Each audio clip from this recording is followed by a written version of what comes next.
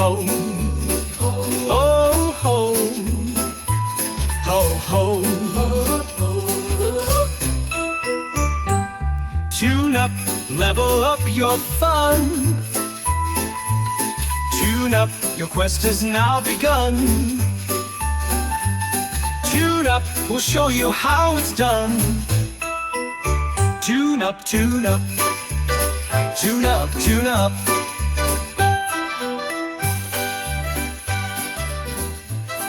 Oh, can you hear those bells, Ben? I hear the bells, Mark. It's that season. You can just hear it. This episode is going to drop on Christmas Eve. It is the holiday season. Yeah. You know, if you're a fan of TV shows and you grew up like we did, December 25th comes around, and your favorite show is going to have that special holiday episode. It's like a bass solo, Ben. You know it's coming, and you can't do anything about it. They know what time of year it is, and they know you're expecting it, and they're going to give it to you. That's right. Ben, what's your favorite episode of holiday TV? Gosh, there's been so many of them over the years, and of course, I can't remember most of them. One that does stick out to me, though, is there was a Doctor Who Christmas special with Peter Capaldi some years back. And in this episode, we went and met the first Doctor again. And the episode kind of culminated in Doctor Who visiting the site of the Christmas truce, which, if you remember, in World War I was when the Germans and the Brits came out of their trenches and celebrated Christmas together for a moment before they went back to killing each other. That sounds very British. It does, doesn't it? So That's I great. thought that was really good. How about you? Mine's Dungeons and Dragons, Ben. Today, we are going to help the audience with their own special episode of Holiday RPGs. I've ran a few of these in the past, and I've had some successes and some less than successes, but we're going to help you, the audience, learn from us. So, Ben, why don't you kick us off? Right. So the first thing to do when you're thinking about holiday episodes, first of all, in this episode of Tabletop Tune Up, we're going to be a little bit more narrow because we're dropping this on December 24th. So we're going to just use this kind of holiday season. We're going to talk about it a little bit generically, but just so you know, you could do a holiday episode for any holiday in the calendar. You could do one for Thanksgiving or for St. Patrick's Day or Valentine's Day or whatever you want. That's fine. We're going to just kind of zoom in a little bit, though, on this one and say, start with the tropes. So what tropes define whatever holiday you're celebrating this year, right? There's some stuff that kind of people have generally, and it might be things like gift giving or snowmen or pine trees or cocoa and a roaring fire. Whatever those things are, start there. Mark, what are some of examples that you can think of in terms of tropes for the season? I'm out here in Minnesota, Ben. All I think about is snow. All you think about is snow. Yeah. What about you? What do you got? Interestingly, I think tropes kind of hit in two categories, really. Some of the tropes are about the things that you do. Yeah. And so, again, things like gift giving or sort of acts of generosity are good. Also, though, it's things that give you the sense experience of that setting. If I'm going to do a holiday episode that's connected to the seasonal stuff, it's probably going to be set in some kind of a setting that's a little bit Northern European, or at least has the chance of giving me some snow or some, colorful lights, maybe. How about you? You want it to smell like pine trees by the time you're in the middle of your adventure, right? Yeah, that's right. My spaceship is going to have a little pine tree air freshener hanging from the rearview mirror or whatever. Yeah, there you go. Decorated, of course. Somebody who does a really good job of this is World of Warcraft, actually. They have a whole catalog of seasonal holidays. Oh, yeah. Yeah. So couldn't you wrap up little things and send that to your guildmates? That's right. You could give people gifts and wrap them up in paper and things like that. The other thing is, think about how the tropes for the season interact with the tropes or complement or contrast with the tropes in the genre that you're in. So fantasy worlds are very agrarian, and they might have midwinter festivals, or if you were doing a different holiday like Halloween, a harvest festival makes a lot of sense in a very agrarian kind of fantasy setting. Modern action movies, right? Die Hard plays a lot with the Christmas tropes. You could do stuff like that. I mentioned Doctor Who. Sci-fi actually has interesting Christmas episodes, right? And Doctor Who does every year. Oh, man. Oh, of course, yeah.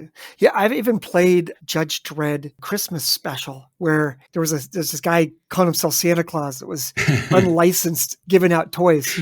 And as a judge, we couldn't let that fly. Put that lawbreaker away. Yeah. It was weird, but it was a lot of fun. Were you on the naughty list that year? I feel like that would have... Look, Order had to be maintained. That's right. Judgment had to be handed down. Mega City 1's chimneys are not passageways for anybody. So Yeah. that's great. We take a lot of these things. We're taking tropes and stuff, but you could even take it a step further, Ben, and just go for a straight up parody of some familiar holiday story that you love. Hey, you like Home Alone, Ben? What about when your hirelings and henchmen get left home while the adventurers are off, raiding the castle? That's great. Where did Right. we leave And they my have to- buddy here? My sidekick, he's gone. Yeah. And they have to fight off the other people with all sorts of creative traps. Who knows? You like Die Hard? Well, I've run a game where a party's pet goat had to rescue the heroes from a tower. So the heroes are incarcerated. They're basically behind bars, right? Yeah, the goat has to rescue them. That's how it works. So, I mean, you could completely lampoon your favorite holiday movies and people will have a good time. I think you could do some fun things too with some of the other more traditional stories. I imagine you could do something fun with A Christmas Carol, the Charles Dickens stories. Mm-hmm. I can think of no better way to have poke a little fun at your murder hobo party's expense than to have them visited by three ghosts that they can't really do anything about, but who show them all the miseries that their murder hoboing has, inflicted on the surrounding countryside. The main thing, you guys, is just we're trying to have as much fun as we can. We're trying to maximize our fun because this is your time to be with your friends right around the holidays. So just let's not make this overly difficult. It could just be a standalone episode, or you could just tie it in with some creativity. But just the main thing is have fun.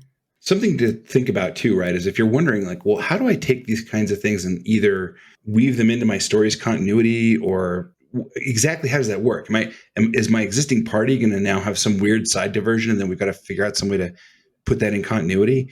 Not necessarily. There's a couple answers to this. One is you can kind of treat it like a throwaway, and then they woke up the next day and said, gosh, I had a weird dream. And that can be fun, right? There's lots of ways of doing stuff like that. The other thing you could do, and Mark, you alluded to this a minute ago, is you can also have people play NPCs that they've met along the way, whether those are hirelings or people that your characters had relationships with. There's always some supporting cast that you could then bring out of the wings and say, all right, well, today you guys are playing those guys, and here's the more modest adventure they're going to have.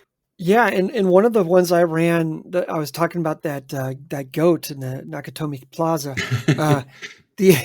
The whole party played the goat. It wasn't just one person. They all gotta like take turns and come up with ideas.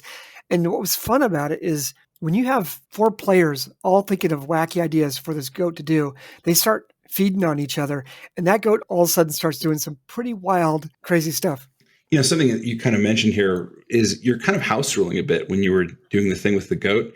And because it's only going to be like one session, or it's kind of a very light session because it's a special, like you can get away with stuff that normally you wouldn't get away with. Yeah. I would encourage GMs to house rule the things they need to house rule to get the feel of the genre, get the feel of those tropes, and to have a really great time. Yeah, and these aren't throwaway games per se. They're very memorable and they're very fun, but you're not going to be beholden to some rule changes that you have to make this game work. Exactly. So another thing I like to do is gift giving. What do you mean by gift giving? Are you talking about players giving each other gifts or characters or what? We're talking about players giving each other gifts. More for the characters to use per se. Allow the players to give gifts at key parts of your games. If you have a player facing a tough roll, one of the players might say, before you make that roll, maybe you want to open up my gift. And then you open it up and it's advantage or something. That's just great. Something fun. That's fun. Have you actually done this with like real props at a table kind of a thing? Because I think that'd be amazing. We did it in a virtual game, and I had little icons representing gifts. Uh-huh. And the players could give those gifts at whenever they wanted throughout the game. Right. And then when they did, I would reveal what was inside the gift. That's fantastic. But I think if your players kind of have no idea, like if they have an idea of what's inside the gift, it might be more fun for them to kind of like draw from that gift at the appropriate time. Absolutely. And I think one of the things that's really cool too is you've also cued us to the importance of items for these things sometimes too. Gift giving in this context could be a way of having really fun, one-shot, single-use, run out of charges, holiday-themed things. Yeah. Again, this idea that you should be getting the sense of here is keeping these games light and playful is the key to success. The point here, remember, is not necessarily to challenge the players. I used to teach philosophy, and when we taught philosophy, we would say, hey, the point of an intro philosophy class, that 101, it's not to go deep in any one part of philosophy. It's to kind of give people the tour of the topic a little bit, right? It's to kind of show people around all the different parts and pieces and the kind of the interesting parts. But it's not really to kind of challenge people to become great philosophers in that intro class. So similarly here, keep these games light and playful. Don't think that your goal in a special holiday episode is to challenge the players and put them in some new thing that's going to take them to their next level. Really, it's to give them the tour of the feelings and experiences that you associate with that holiday.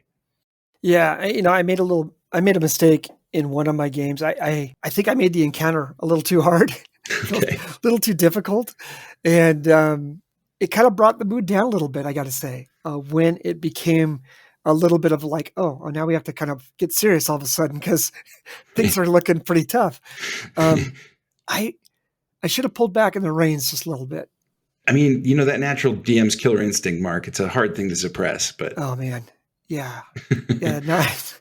So just again, just kind of keep this light. Yeah. And one thing I also enjoy is incorporating a little bit of music into the game. I love holiday music. I grew up with Christmas music in the house specifically, and I love hearing it. So like at the game, that's what I want to hear. I remember when you started that game with the goat, who we subsequently named Sugar Plum, by the way. You actually started with the Dance of the Sugar Plum Fairies. It was the from the Nutcracker, and it was amazing. And it put us right in the mood basically immediately. We were all just like, oh, we're here. It's a very special episode. And it's Sugar Plum's theme song. Well, and something else I remember you did too was you were talking about parody a little bit before. You were doing something where you took the Night Before Christmas poem and you modified it, and you did your own version of that introduced the game. Oh, that's right. I forgot about that. Over the music of the Nutcracker Suite. And boy, those two things, man, that was a 1-2 punch. And we were all of a sudden like, we're into it. We're here. Yeah. I think the funny thing was when I said I'm going to do a holiday episode, I think there was a little bit of like, there might've been a little bit of groaning. I know a few of them were like, I don't know about this. That's great. Well, you showed them. You showed us all. Yeah, I showed you all. Yeah. Hey, keep this game, the pace kind of fast. This should be a one shot, really. It should just be something you play on the holiday. Because of my earlier mistake I had mentioned where I made the encounter a little too difficult, ours ended up being a 2-shot. And that's okay. It was fine. But my original thought was to be a 1-shot. But because I made it a little too difficult, it added time. And it ended up being a two-part episode. If you have a holiday that stretches out over a week, feel free to make it 2 episodes. But most of the time, these things are just a day at a time. And so, yeah, you definitely want to keep it a 1-shot. Look, we're going to do a whole episode later on how to do 1-shots. And I'd say without kind of diving too much into that topic, the main thing is keep your eyes on the clock, keep things moving fast. If you've got to abbreviate, if you've got to do some hand waving and say, and then you fought those guys and then you move on, that's fine, right? Whatever you got to do to kind of keep on track.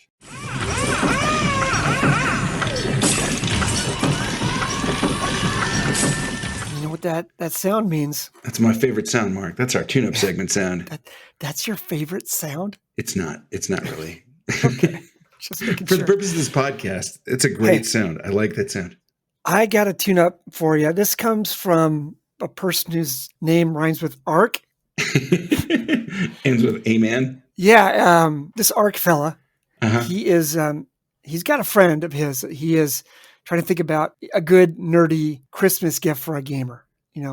Something that like you buy me. I mean, Ark is buying his friend a Christmas gift. Just a friend, somebody he knows, for many years, and he's looking for something kind of fun, something kind of nerdy, right?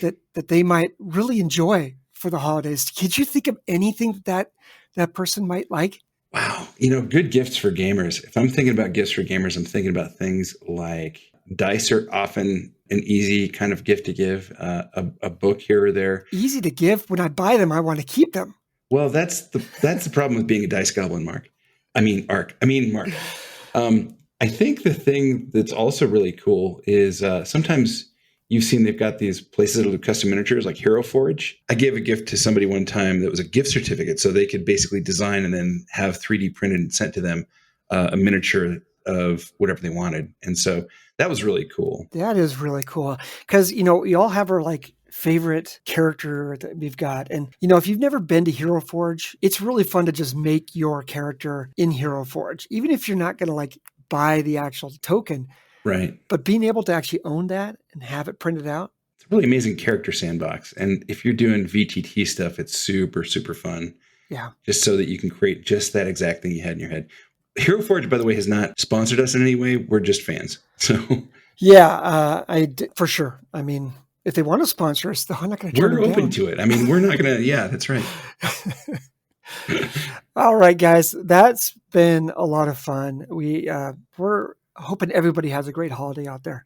Yep. And we're keeping this episode short because you got better things to do on December 24th than listen to us keep talking about holiday episodes. What do we got coming up in the future? We, in the future, are going to be talking about encounter design as a part of our series on adventure design. Folks, we got a whole new year coming up here, 2025. You think we'll be doing this time next year? I don't know, man. We have so much more to say. Yeah, we certainly have more to say, but like I still haven't got my jetpack and it's 2025. But I was just thinking about this yesterday. I was watching somebody at work walk by and they were talking into their watch. Oh. Immediately I was thinking of Knight Rider. And I'm like, we have electric cars. We have people talking into their watches. Is this the future? I think we're in the future, Mark. It's true. Well, everybody, have a great holiday, and we'll catch up to you soon. Keep those dice rolling.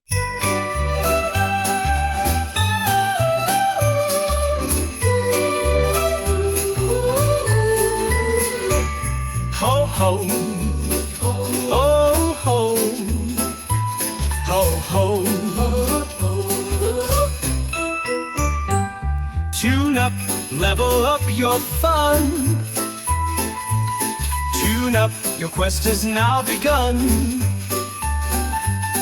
Tune up, we'll show you how it's done. Tune up, tune up, tune up, tune up.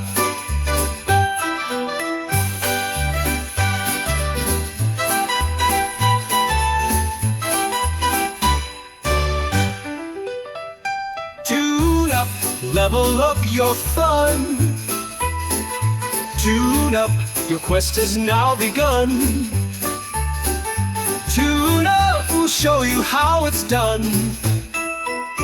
Tune up, tune up, tune up, tune up, tune up.